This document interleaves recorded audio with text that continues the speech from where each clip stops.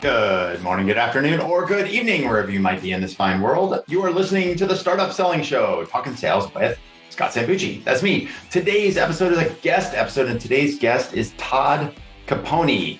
Todd Caponi is now probably a 4 or even 5-time podcast guest. I'm not even quite sure. We've lost track. Todd's one of my favorite salespeople out there, one of my favorite sales trainers. In fact, I've had him come and teach multiple workshops to our clients in our Startup Selling program, everything from revenue forecasting to team management, all the way through to sales practices around things like pricing and negotiation. Todd is just a really, really smart guy and a good dude all the way around. If you haven't come across Todd Caponi, let me tell you a little bit about Todd and the main topic that we talked about in today's podcast. So number one, Todd is an author of a 3-time best-selling book called The Transparency Sale. He's got another book coming out this summer called The Transparent Leader. Make sure that you grab copies of both of those books.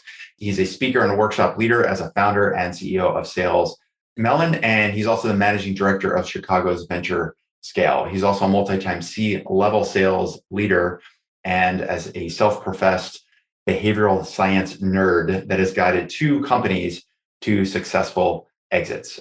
Places to reach Todd are on LinkedIn. You just search Todd Caponi, Caponi, Caponi, Todd Caponi. You can find him on Twitter. You can find his website, transparencysale.com is really a great place to look. And again, if you haven't bought a copy of his book, The Transparency Sale, make sure you get a copy of that. Many of the principles that he taught in that book are what he does workshops and teachings on. And in fact, some of the stuff that he's taught to our clients in our program came directly out of that book, with, of course, a lot more detail and pizzazz. So make sure you get a copy of The Transparency Sale and pre-order a copy of The Transparent Sales Leader, how the power of sincerity, science, and structure can transform your sales team's results. So let's talk about today's episode. So today's episode is a little bit less on the tactical, strategic, revenue side of things, and more about the state of the sales economy, if you will. So Todd, being a behavioral science nerd, he likes to go out and research history. He has his own podcast as well called the Sales History Podcast, which you should totally check out. And one of the things he really enjoys doing is going back over the last couple of decades, going back even 100 years or more, and reading about sales as a profession over the last century. And one of the things that he has been seeing, and something that I've talked about as well more recently, is that we're really going through a transformation out there when it comes to the global economic environment. And that transformation also pertains to the startup tech world. A lot of what we're seeing is this inflation, not necessarily of price, but inflation of hires, inflation of roles, and inflation of people that are sitting in seats on the sales team, whether they're sales leaders, contributors, account executives, people across the board, top and bottom, where we're just seeing an inflation of too many people in these jobs. And eventually, when there's going to be an economic shakeout, which seems pretty clearly either we're already in or is clearly on the horizon, we're up for what could be a pretty big shakeout when it comes to the sales profession. So this is a big topic that we talked about throughout the course of our conversation. The fact that we have a supply-heavy market in some cases, in that lots of companies are getting funding and lots of companies that got this funding need to grow sales, so they're hiring salespeople. However, that's on the labor, the labor demand side.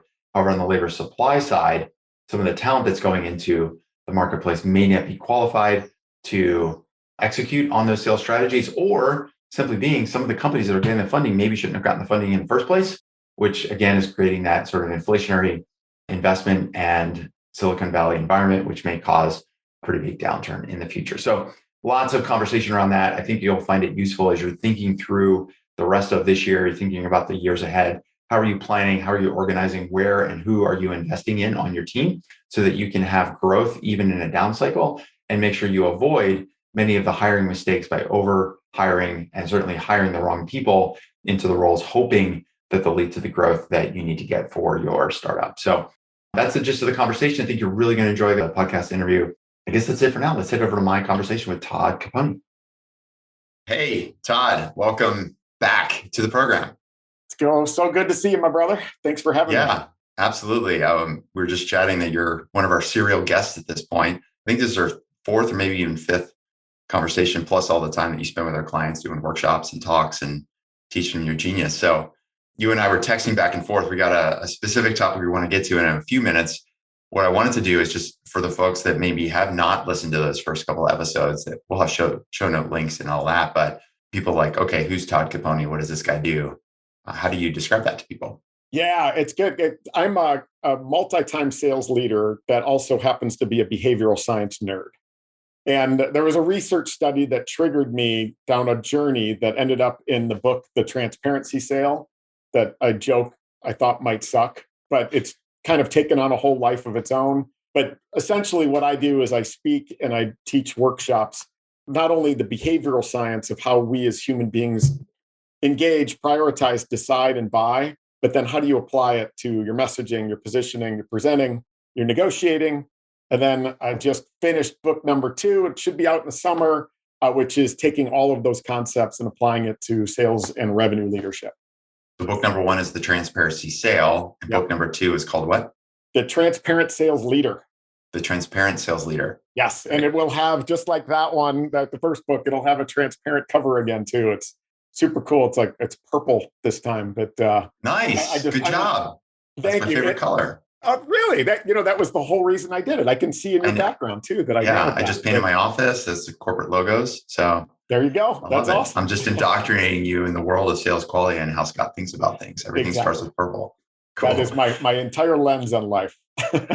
Well, so the topic that you and I talked about was getting into some of the work that you do as a sales historian. So not just are you a behavioral science nerd and a sales expert when it comes to both training and teaching sales managers. You've got this penchant, this desire to go and learn about the profession of sales over time. And so as we were talking through having you back on the show, you had shared a chart with me that's titled the article that the blog post you wrote was called The Great Salesperson Purge of the Early 1920s. I want to use that as a starting point for our conversation. And for those listening, you're like, okay, is this going to be like a bunch of geek speak about salespeople in the 20s, 30s, and 40s? A little bit. However, as Todd and I were talking through this topic, we think there's a dramatic relevance to where we are today when it comes to the sales profession, when it comes to hiring sales leaders, salespeople, and trying to think through the efficiency by which you're going to go get to that total addressable market that you want to get to. Yeah, exactly. So where maybe just talk to me about this great salesperson purge, first of all. What have you found in your historical digging?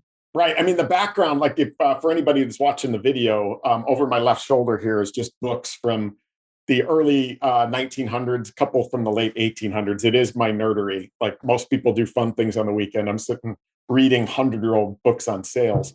But as I was doing it, I was reading through a book it was like 1926. And it was talking about like kind of the then state of sales. And something struck me. There's a chart in it that takes us through salesperson turnover from the late 1910s to the early to mid 1920s. And then when I saw that and then dug into it, it was almost as though I was reading about today. And that's why it really struck me. And I dug into it and shared that article. And here's kind of the high level. 1922, so exactly 100 years ago, the sales profession experienced salesperson turnover of 85%. That means 85% of people in jobs at the beginning of the year were not in those jobs at the end. Now, if you go back a couple of years, and so the year before it was 77%. The years before that, it was high, but that was voluntary turnover. 1921, 1922, that's 77% and 85% turnover. That was a purge. We went from a period where sales leaders were, quote, hiring just about anybody they could find, to within 18 months, sales leaders, quote, were eliminating practically their entire sales forces. And so that's what struck me. And there's a whole period before that we can dig into a little bit. But that's the salesperson purge of the early 1900s, is an 85% salesperson turnover in a single year. That's a bit alarming, right? And the costs associated with that are dramatic. And I guess at its core, the old saying goes, if we don't know history, are we doomed to repeat it? I just want to make sure that we know history to make sure that we're not doomed to repeat it. So what led to this shift? Well, first, and I can see the parallels right now where, obviously a lot of this audience is startup founders, tech companies, people that are just trying to grow sales. And there's a real struggle just to find salespeople, let alone qualified salespeople that are in market. So it's a very demand or very supply focused market right now. Like people that supply the labor have control and they get to pick and choose if and where they're going to go work. So there's a lot of pressure for the buyers of that labor or the hiring teams or the hiring companies to say, I got to go scoop up these salespeople, even if they're not the best salespeople. I got to get people here because I need to grow, because I've got a lot of investment capital behind me that's demanding me to grow. So what led to this shift that you saw in the data? Well, yeah. So why don't I take you back even a few more years? Please. So if you look at the 1910s, so that period 1910 to about 1917 or 18, you had a period of steady economic growth, which is pretty similar to what we had the last 6, 7, 8 years, right? After the Great Recession, I guess you would call it, of like 2008, we went into a steady growth period, right? Where there was jobs, there was growth. It was great, right? And certainly the supply demand issue existed, that the supply of great sellers didn't meet the demand. So you started to see a real growth of sales education in colleges and trying to develop more talent, right? And then what happened? 1918. So 1916, 1917, the rest of the world was starting to get drawn into World War I. And the US was trying to stay out of it and trying to basically build a lead to be a power in the Industrial Revolution, right? So you guys go ahead and fight. We're going to go over here and build businesses. And we're going to do it for the sake of the economy. Well, 1918 comes around and the double hit happened, right? We ended up having to jump into World War I. We weren't in it for long. But number two is this thing called the Spanish flu. There was a pandemic, right? So 1918, we have pandemic, we have World War I. It's amazing, though, as I read through all this stuff. Back then, nobody in the business magazines, sales magazines, nobody even mentioned the pandemic, which is weird. I think part of it has to do with this idea that at the time, you got to just bite the bullet and go because there's no way to work remotely, right? You had to go get, otherwise you couldn't pay your bills. And so World War I was really the kind of the short-term shock to the system. It's very similar to March of 2020, right? Where we had a shock to the system where hey, economy, let's shut it off for 2 weeks to stop the spread or whatever it was, and it kind of extended out. And we adjusted. But what then happened? Well, back in 1918, we got out of World War I. People came back and they were spending.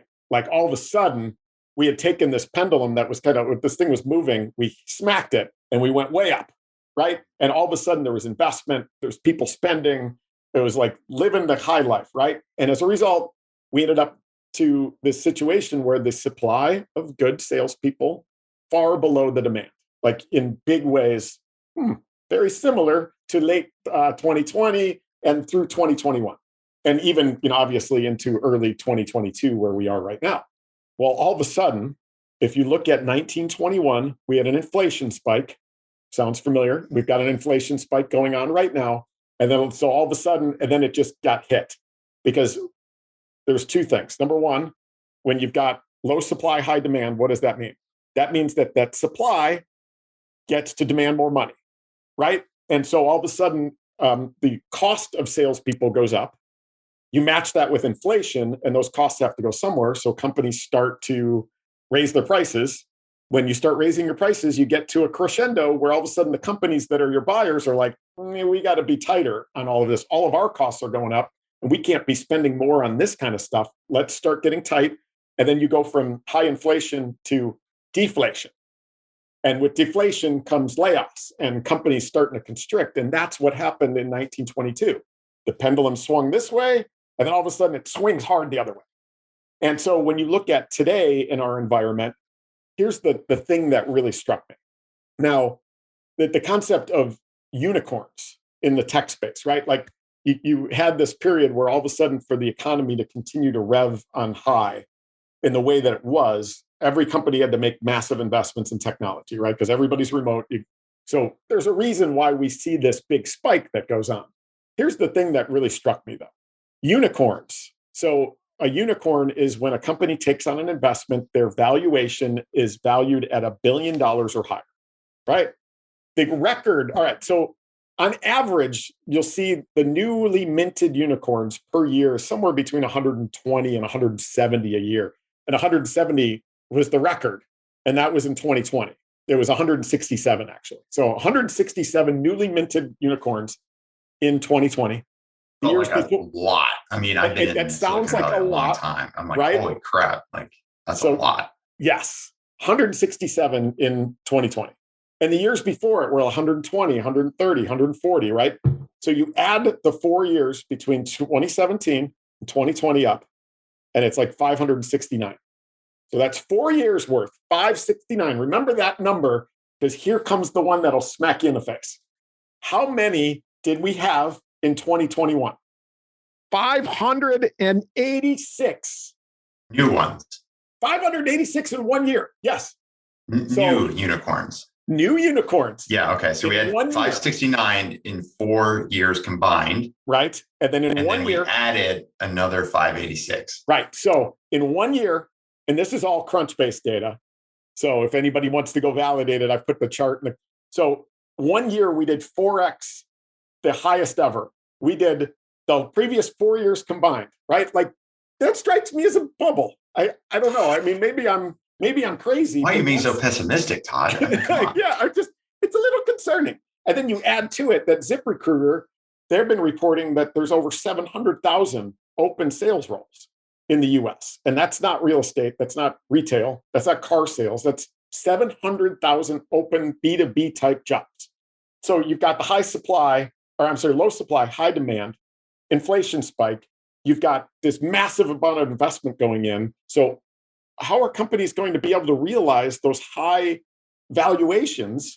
They have to hire tons of salespeople. So that number is only going to get worse, which means the cost of labor is going to go up, inflation matching up with it. And then now we've got some conflict going on in Europe, which is also going to drive some economic punches in the face.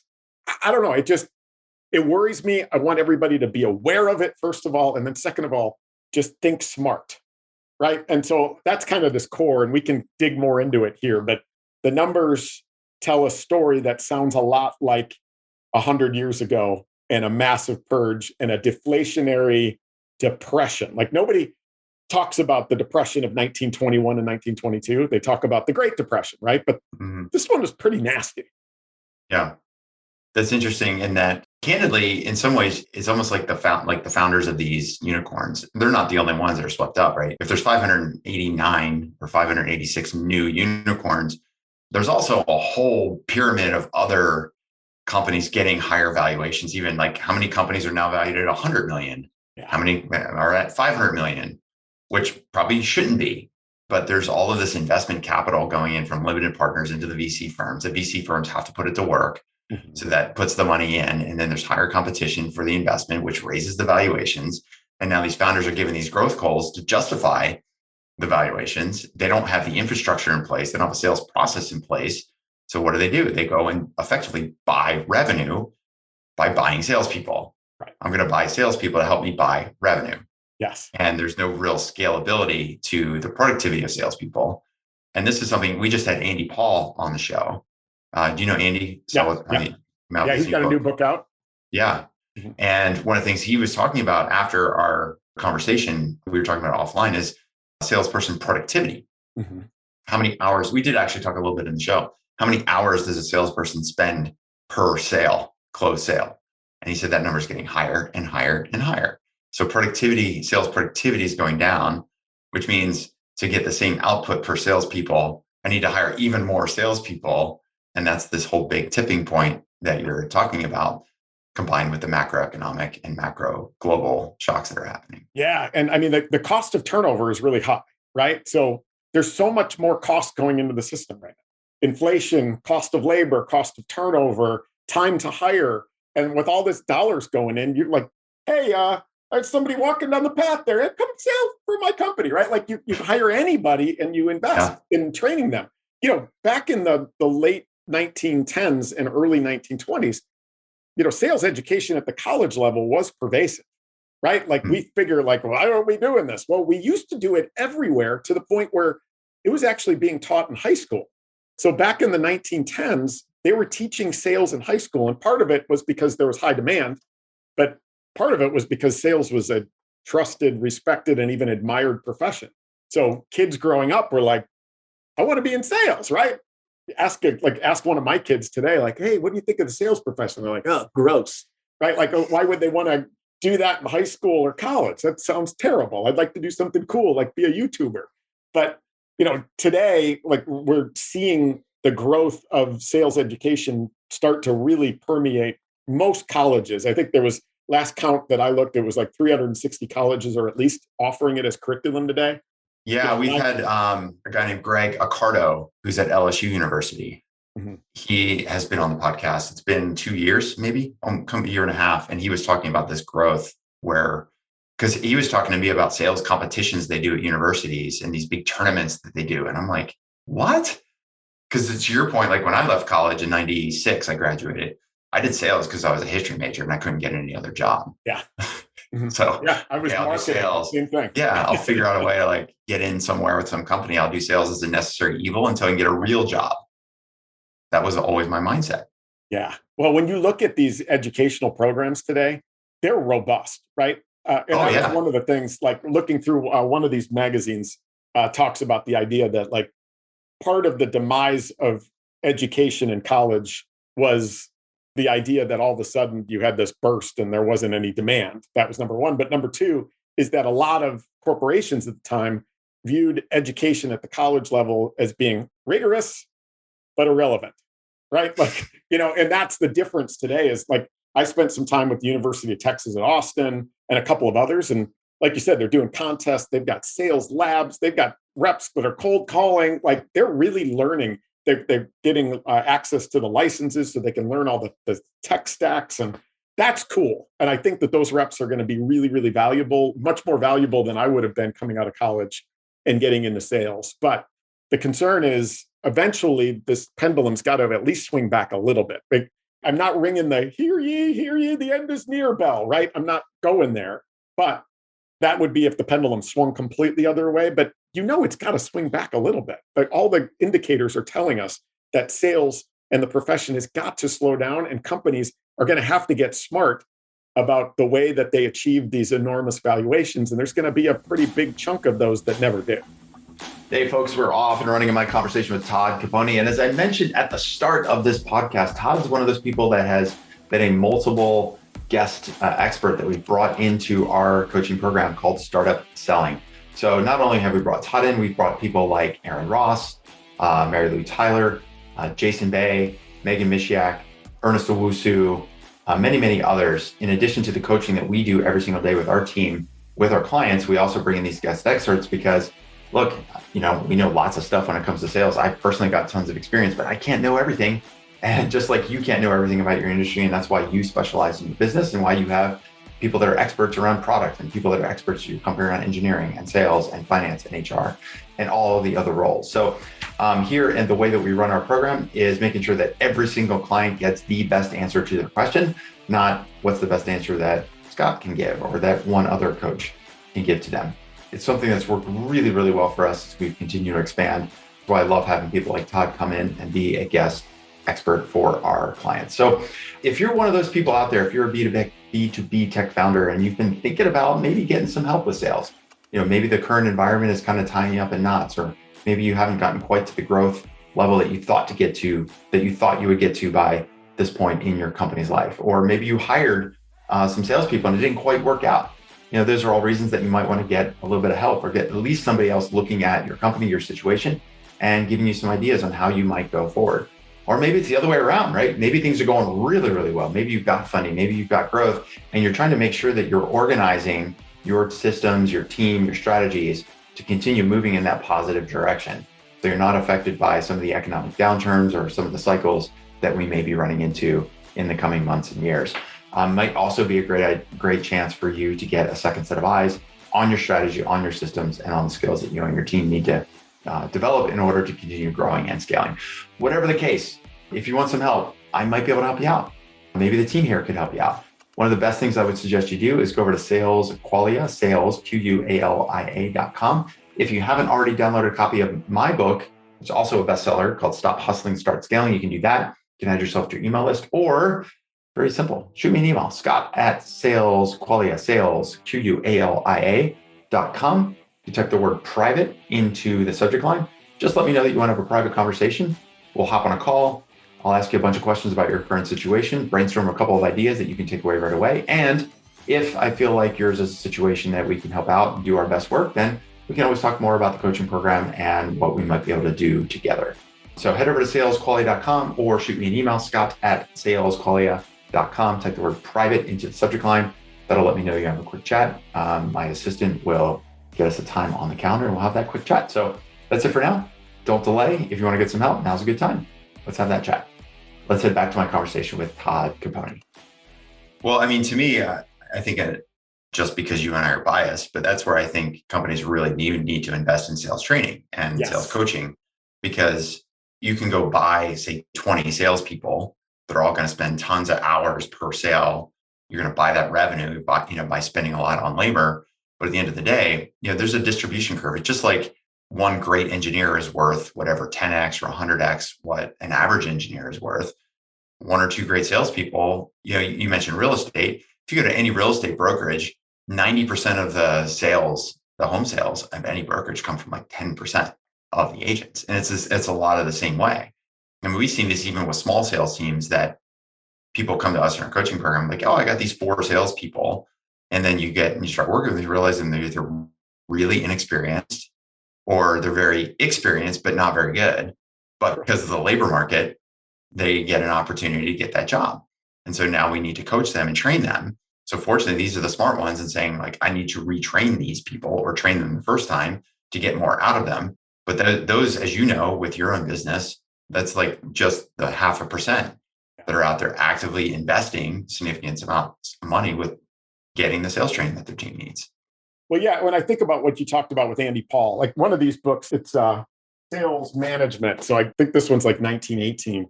They talk about this idea of, the phrase I like to use is we keep stepping on the same rake.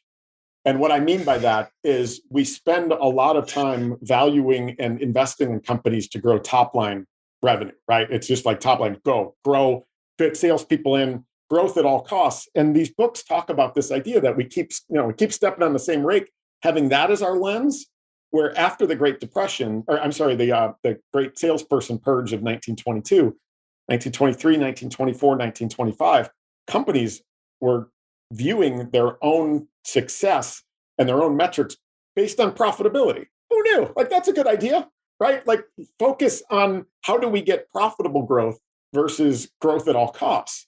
That's the rake we keep stepping on. Like, why can't we start thinking that way right now and go, to Andy Paul's point about salesperson productivity and like, how much money are we spending on these reps and what is our ROI on each one? And can we get profitable growth from a smaller number of them to get to our goals, which is to make money, right?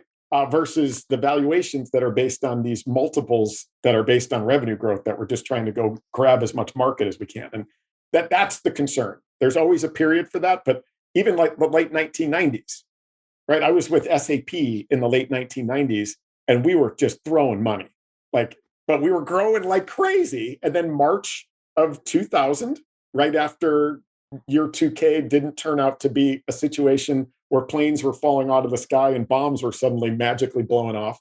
And all of a sudden the market was like, wow, I guess we don't need to be making these massive overhaul investments. We have a bubble that bursts, and then we had a double dip with 9/11, but that kind of drove the whole market into a tizzy. We came out of that focused again on profitable measures instead of revenue at all costs, or growth at all costs. I just think if we take a step back and think about that rake, we keep stepping on and go, all right, how do we avoid these? Now is the time to at least prepare. Yeah. Would you say, and maybe we just talk this out, like you got a founder that goes, okay, what you're saying makes total sense. I'm going to get to that later because right now, this year I got to get to $10 million in ARR because I got to close the Series C. Yeah. And right now I just don't have time to worry about profitability. And candidly, my investors don't give a crap. What they want to see me do is hit the $10 million number. And it doesn't matter if I have to offer discounts or hire bad salespeople or overhire. I got to get to that number and then I'll worry about the profitable thing. So it's this sort of kick the can down the road. Like, oh yeah, I'd love to go on a diet after the holidays. Yeah, exactly. It's just like, You I'm know? going to drink tonight, even though I'm going to feel like crap tomorrow morning. Right. Yeah. And then I'll quit drinking next weekend, you know? Exactly. But for now, I'm going to have this Bloody Mary to work the hangover off. Yeah. I mean, that's I think, of course, I see the whole world through a lens of transparency. Right. And if you're a founder, if you're a CEO, again, it's just going into these things eyes wide open and make sure that your investors see it too. Right. I was just talking with a founder a week ago about this whole idea. And so it's a founder that is like an engineering first type founder that is now getting to the point where he's like, all right, it's time for me to, step on the accelerator to start growing this thing. It's one of those guys that thinks that he needs to put on the plaid coat and get the gold chains to start selling. I'm like, take it easy. That's not what selling in 2022 is. But he's talking about like, hey, do you know any good salespeople? And I'm like, Ron, let's think about this for a second. Like, look at the market and understand that there is a supply demand issue that's pretty dramatic. And if you're making expectations to a board that an investment is based on, it's going to be trouble if you've got a time to hire that is not realistic. And just eyes wide open, know that every hire that you're going to go for is going to do one of two things. Number one, your time to hire is going to be slower than you think it is. Or number two, when you've got your job description, you got all the bullets of what the requirements are for this individual that you're going to hire, just know right now you're going to have to cross off like 3 of those bullets and start to hire under the ideal candidate if you want to get anybody in the door, right? And that both of those things have costs associated with them. Make sure that you know it, make sure you're setting proper expectations, and make sure that you're having the conversation with the board so that they can either help or, again, if the expectation is this is not going to be as fast as we thought, but you go in transparently and you set that proper expectation, the heat is not going to be as high in the kitchen as if you pretend like everything's cool and I'm going to find people just walking down the street, right? So that's the thing. Eyes wide open. Yeah, and the brute force method of just hiring a lot of salespeople to help you hit the number becomes even more difficult in the inflationary environment, coupled on top of the supply-driven market, the supply-heavy market, meaning the suppliers have, all of the weight. So now you can really only hire 1.5 salespeople for the same price you could have hired 3 salespeople just a couple of years ago. Right. And the quality is going to be less. Yeah, exactly. So now you're really stuck where you have fewer people to hit the number that have lower skills. So if you're not doing a good job of really understanding sales process, really understanding sales productivity, understanding your market, what does it take to actually get these deals across the line? Now you're still going to be undermanned because you can't afford, even with all the investment capital you already have. And that sales timeline is going to be lagging and slow because you don't have the right salespeople there in the first place. Yeah, there was a quote in one of these things that says that the importance of sales management is directly correlated to the importance of salespeople to the business. What that Say that one more time, just for people to absorb it. So like the importance of sales management correlates directly with the importance of salespeople to the success of the business. Meaning, when the economy's booming and products are flying off the shelves by their own, sales management becomes less important. Mm-hmm. It becomes about recruiting and about retaining, right? And then reporting results and forecasting, right? Like that becomes your job. I think as things start to slow down, the investments that leaders are going to need to make in making sure that they are optimizing every opportunity they have to make their sales team efficient is going to become of the utmost focus, right? It's not just about let's hire, let's retain, and let's forecast. It's going to be like, let's make sure that we're looking at who the team's calling on and make sure that we're being really efficient. Let's double down on qualification enablement to make sure that every minute that our reps spend, it's the most valuable inventory that we have as a business right now is spent on the right opportunities with the right people in the right places. And then let's make sure that we're training them and make sure they're as efficient as possible and our messaging is consistent. Our prospecting is optimized. The way we present is optimized for building consensus. What kinds of things can we do to shrink sales cycles so we win faster and lose faster, right? Like, I just think that those investments are going to become much more important as things start to slow down. Yeah, because obviously what we're seeing, and this is not just Andy Paul, but we've had Andy Mowat on the show from Gated. You might know Andy. Yeah. We've had Ethan Butte, who just wrote Human-Centered Communication. A lot of the theme that we've had on the shows recently is around this idea of what Ethan calls digital pollution. And just, Andy talks about this like bastardization of the tech stack. And it's just like more, but we're not getting better at sales.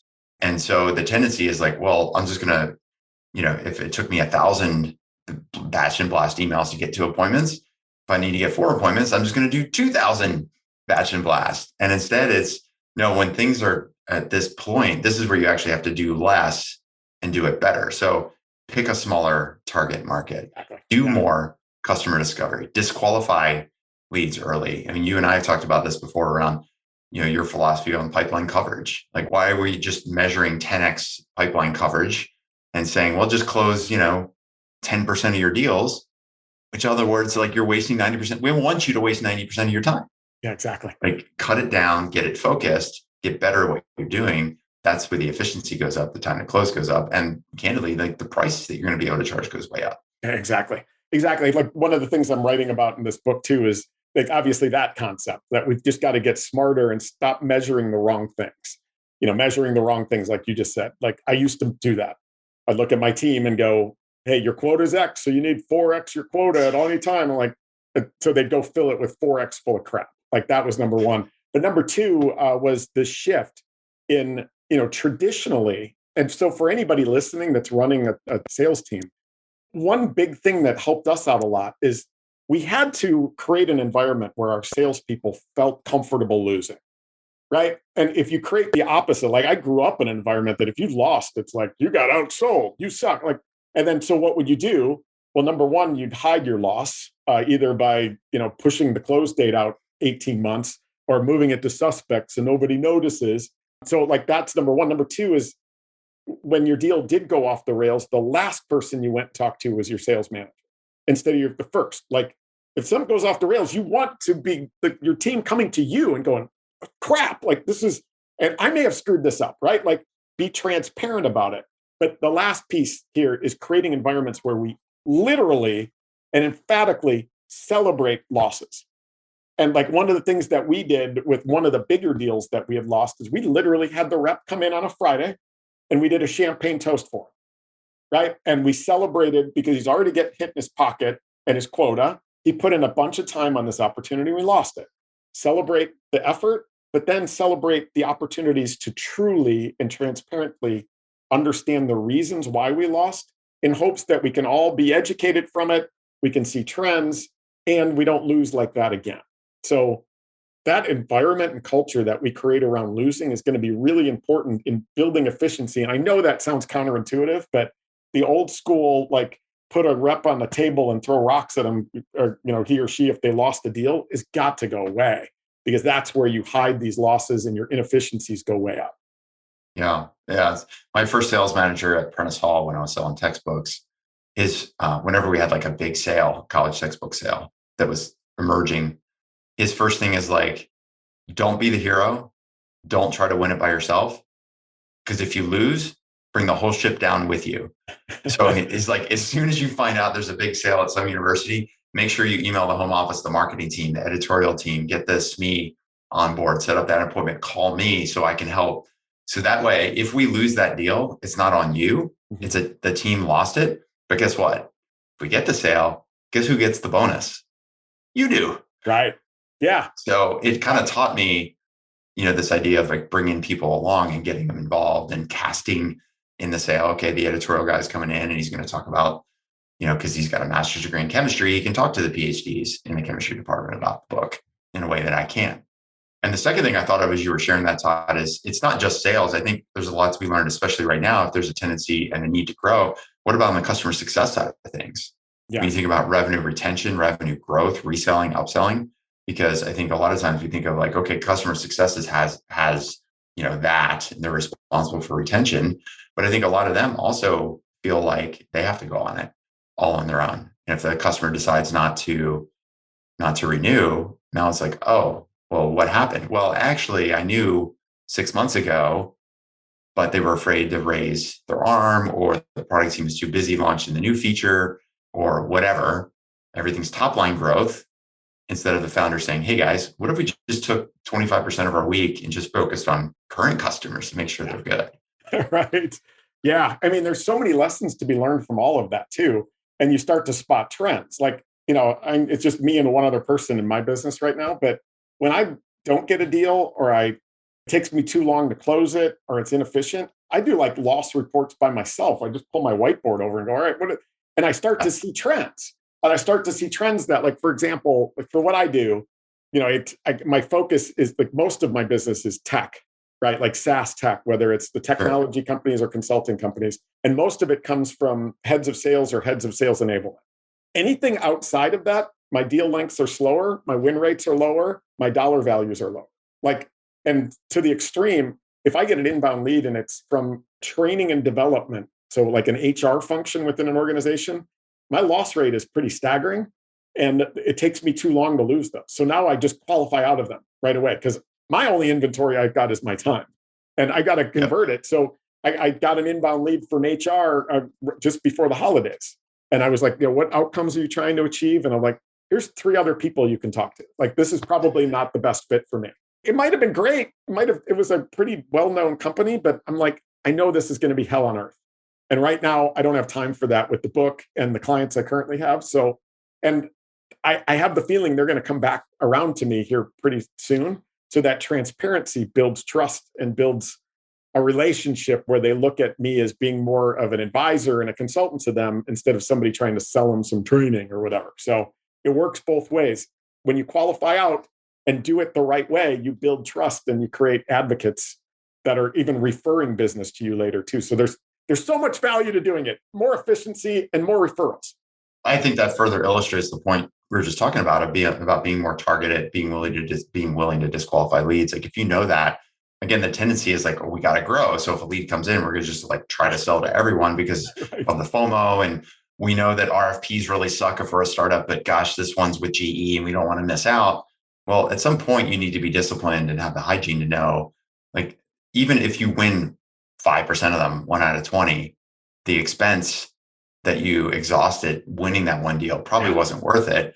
And that's just the way the RFPs are set up. Or when somebody's contacting you for training and development, the reason the win rates are so low, it's not because Todd Caponi isn't good at sales training. It's because the training and development people probably email like 20 people like you. Yeah. So it's just math. Yes, exactly. So if they email 20 and you're one of those 20, you're probably going to win 1 out of the 20. It's just like kind of the way the math works. Yeah. Versus if it's in a head of enablement, they've probably read your book. They've probably followed you on LinkedIn. They've probably been to a workshop. And they're like, no, Todd's the guy. Yes. Like maybe we'll consider 1 or 2 others just for posterity. Right. But we're going into this assuming that Todd's going to be the guy. Yeah. And that's why the win rates are higher. I'm the same way with my business. Mm-hmm. Right. Exactly. Yeah. The training and development, they also, what I teach is more the nerdy, like the behavioral science applied to messaging, the behavioral science applied to presenting, negotiate, like transparent negotiating. Training and development doesn't get any of that. So it takes me more effort. But the point being that by analyzing each deal that we win and each deal that we lose allows us to get to that deeper focus. And from a client success perspective, we can start to see trends. Like what were the details and the firmographics, the demographics around this company that decided not to renew or decided not to do this upsell or is complaining about something? And can we start to see some commonalities so that we can get an early warning on the other clients that we have that fit that category, but also from a new business perspective to maybe deprioritize those in our pipeline building. Mm-hmm. So if we bring this back full circle to the great salesperson Purge, here we are 100 years later, since 1922, inflation's up, exogenous shocks to the system, lots of capital flowing into the system. What's, for that audience, we just talked about these founders at tech companies are trying to grow sales quickly and oftentimes doing it by hiring, even though the labor isn't the best labor for them. What are you recommending to people in this situation? What would be a couple of ways folks can think about this? How can they communicate to board investors, their own team about this is the way we got to do it, even though we're supposed to hit $3 million by December 31st? Yeah. I mean, I think, first of all, if you've already taken the round and set improper expectations or maybe expectations that are not based in having that full picture, now be transparent with your board, right? Just like, hey, listen, like you can see that inflation's spiking. You can see that our cost to hire salespeople is going up because the cost of that labor is going up. You can see that our time to hire is going up, and that's for everybody. And like we think we're special, but so does all these 589 other companies that just took $1 billion, valuation fundraise. They're all in the same boat. Let's prepare now. Like that whole point of if we don't know history, are we doomed to repeat it? And my joke about stepping on the same rake over and over again, just again, understand that the economics of higher costs, higher inflation, and all of this money going into the market has over and over again led to eventually the pendulum swinging back, sometimes hard, sometimes not as hard. And by knowing history and getting in front of it, I think, number one is to start thinking about profitable measures if you haven't gone and taken that raise, right? To start think about what are the things that are going to allow us to maintain in the highs and lows. Number two is, we were talking about that focus, right? Of the right companies in the right places and the right people. I would almost start to take that to an extreme level, what I call extreme firmographic focus. So start to understand who and what are the profiles of the companies and the individuals within those companies that make for the highest win rates, that are as fast as possible at the highest dollar amounts, and start to optimize for those when we think about our prioritization from a marketing and a sales outreach perspective, and start to grow that way and then slowly expand out. The most successful companies in the world do that, but the companies that withstand the highs and the lows in a kind of a steady way are the ones that are really disciplined and really focused. So know your history, set proper expectations, and start to think about profitable measures and being efficient and smart in the way that you focus your teams. Oh, I think that's a really good place to wrap up here, Todd. Where do you want people to go to check more out about what you're doing? Obviously, the book's not coming out till maybe July or so, you said. In the meantime, if they haven't grabbed a copy of the Transparency Sale, they should do that. But you tell me, where do you want people to go to learn more about you, what you're doing, and how you might be able to help them out? Well, I actually, when I started this, because I joked that I thought the book might suck. And I set up a website at the time that kind of matched that demeanor. I finally just redid my website. So it looks like I'm an adult now. So it's toddcaponi.com. I'm biased, but there's a lot of free stuff there, blog posts, videos, the links to the Sales History podcast, if anybody's interested in nerding out on some of that. And then there's information about the new book, the programs, the workshops, and the speaking. So, and then you can reach out to me directly through there. That's probably the best place to start. Caponi.com makes it easy for everyone. There you That's go. Awesome. Well, absolutely recommend. If you haven't grabbed a copy of the Transparency Sale, make sure you do that. I've read it. We've talked about it on this podcast, and you've taught elements of that in 3 or 4 different workshops that you've done with our clients here at Sales Quality. And in fact, we're going to have you come back again in April. So just appreciate everything that you do and how thoughtful and systematic you are about teaching these things and the passion and drive that you have for it. Our clients have always raved about you. And even so much to the point I'm like, what about my trainings? Like, aren't my trainings any good anymore?